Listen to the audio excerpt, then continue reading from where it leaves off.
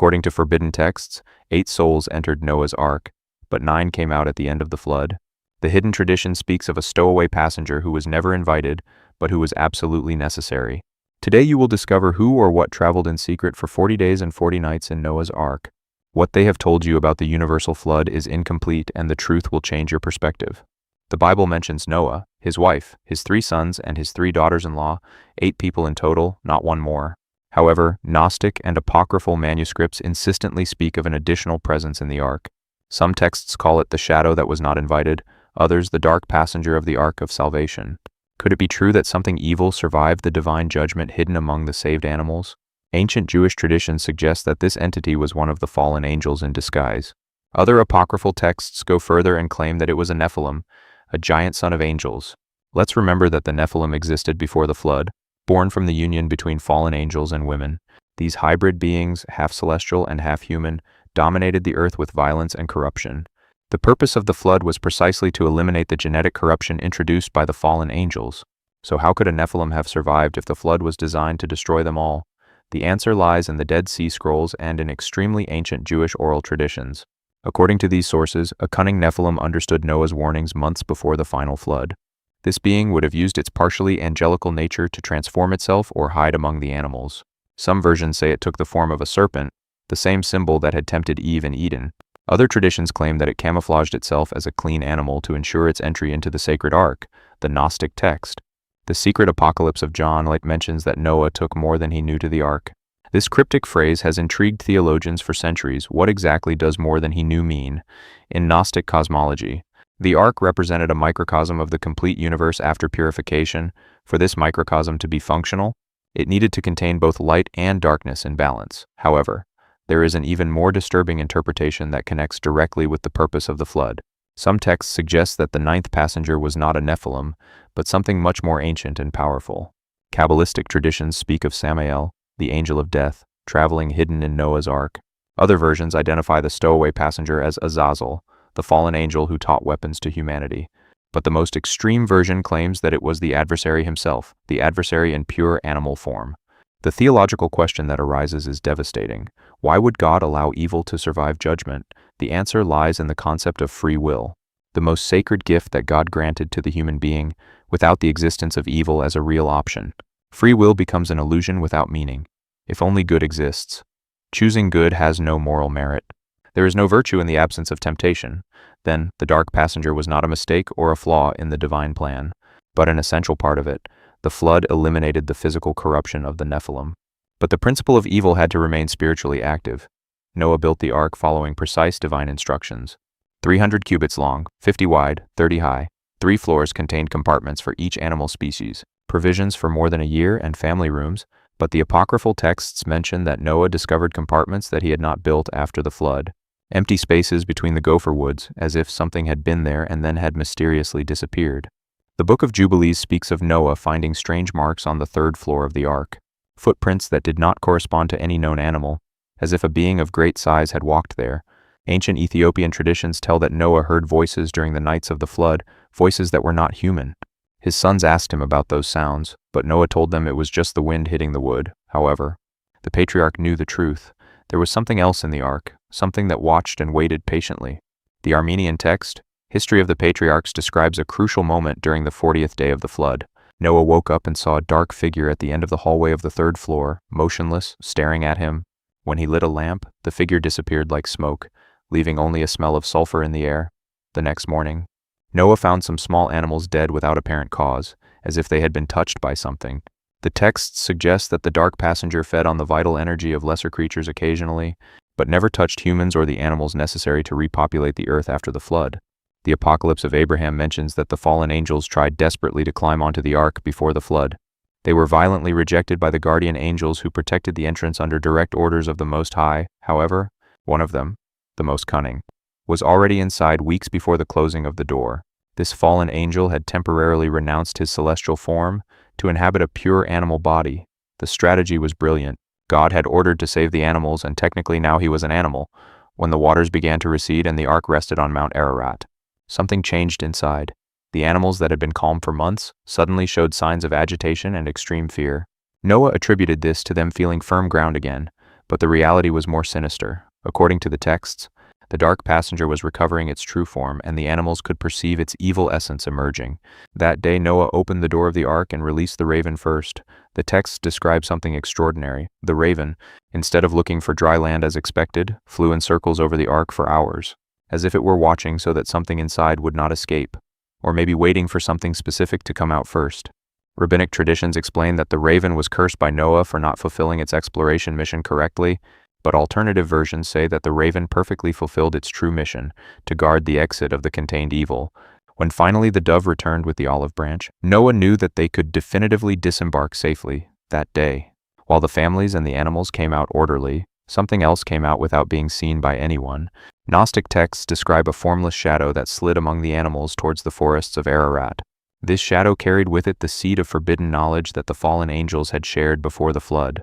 Knowledge of metallurgy, astrology, sorcery, and all the secrets that had corrupted pre-Diluvian humanity. The flood had destroyed the bodies of the Nephilim, but their intellectual legacy survived with the dark passenger.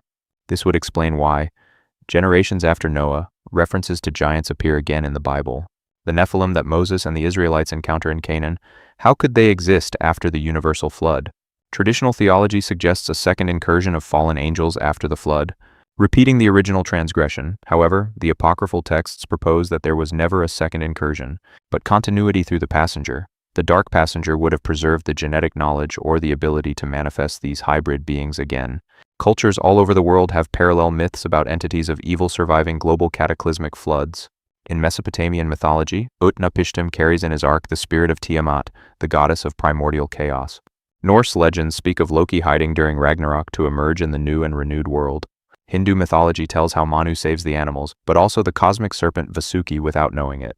These parallels are not coincidences, but cultural memory of an archetypal truth: evil always finds a way to survive.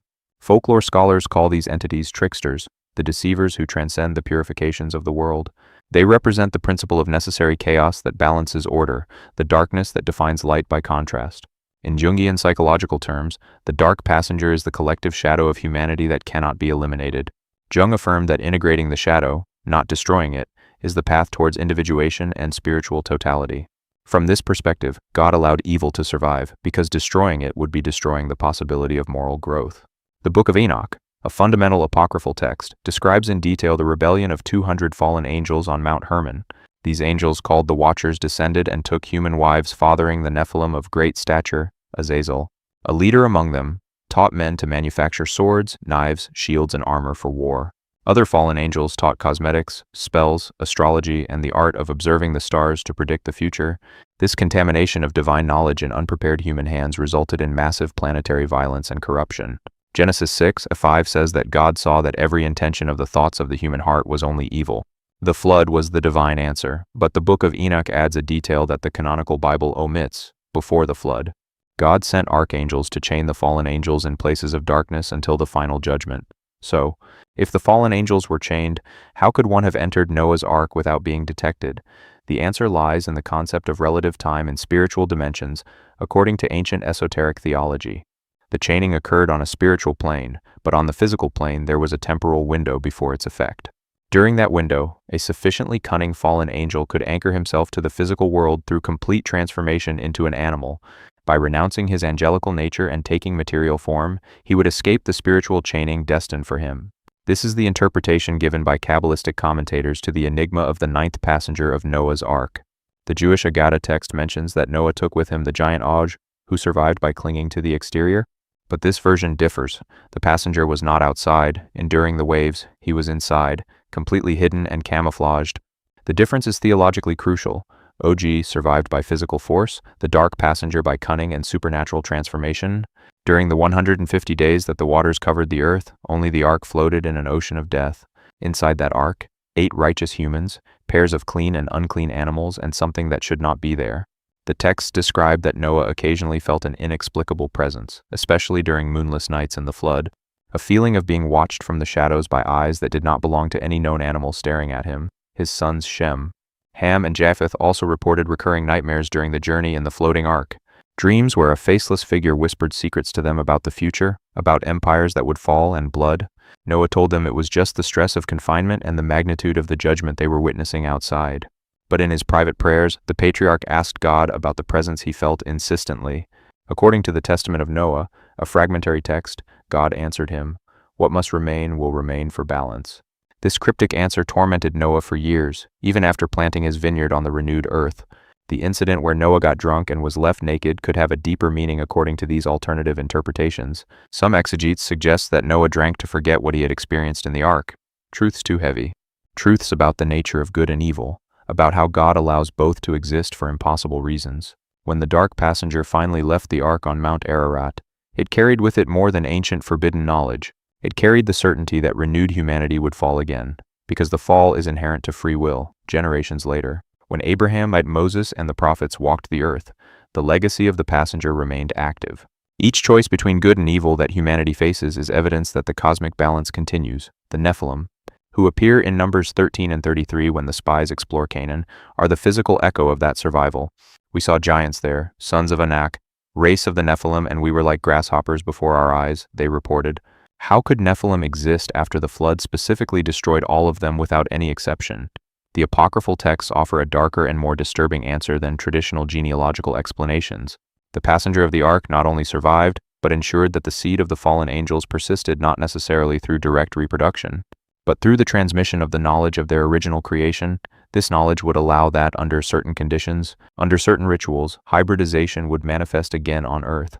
In this way, evil is not just an abstract spiritual force, but something that can take concrete physical form. The implications are profound. The battle between light and darkness never ended with the flood, it only restarted. Noah thought he was beginning a new and purified world, but the past had sown seeds in that future. The final question posed by these texts is whether God really did not know about the ninth passenger in the ark, or knew perfectly well and allowed it because a world without the possibility of evil would have no true spiritual meaning. Jewish and Christian mystics have debated this for millennia. Theodicy, the justification of the existence of evil. If God is omnipotent and benevolent, why does evil exist, and why does it survive every attempt at purification? The answer of the dark passenger of the ark suggests that evil is a necessary component of the design, not a defect.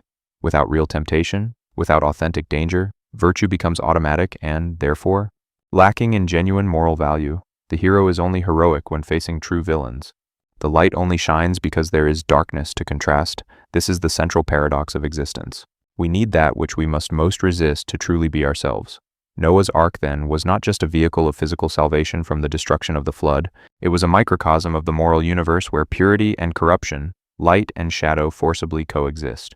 8 righteous souls and a dark passenger sailing together towards a future where the battle between both would continue eternally. Gnostic texts call this the eternal dance of opposites, the perpetual movement that generates reality. Hermetic traditions describe it as solve et coagula, dissolve and coagulate. The infinite cycle of destruction and continuous creation. In each of us there is that same duality. We are descendants of Noah, but also heirs of the dark passenger. We carry the ability to choose, and in that choice who we really are in our deepest being is defined. The story of the ninth passenger reminds us that evil is not external. It is not something that came only from the flood. It travels with us, inside us, waiting for every opportunity to manifest when we lower our guard and give in. But it also reminds us that we have the power to keep it contained, just as Noah did for 40 days. The ark was a confined space where good and evil coexisted without destroying each other in a precarious balance.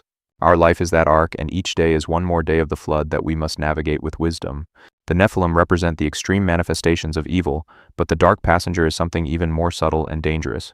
It is the constant whispering that justifies small corruptions, small betrayals, small steps towards the growing darkness of the soul. Noah listened to those voices for 150 days and never opened the door ahead of time to surrender to them. When he finally opened the door, he did so under divine instruction, not under pressure from the persistent dark presence. This is the final lesson. Evil can travel with us, but it cannot force us to act totally. Only we open the door that allows it to come out of the shadows and manifest in concrete and real actions. If this mystery of the dark passenger has intrigued you, subscribe to discover more hidden secrets of ancient forbidden texts.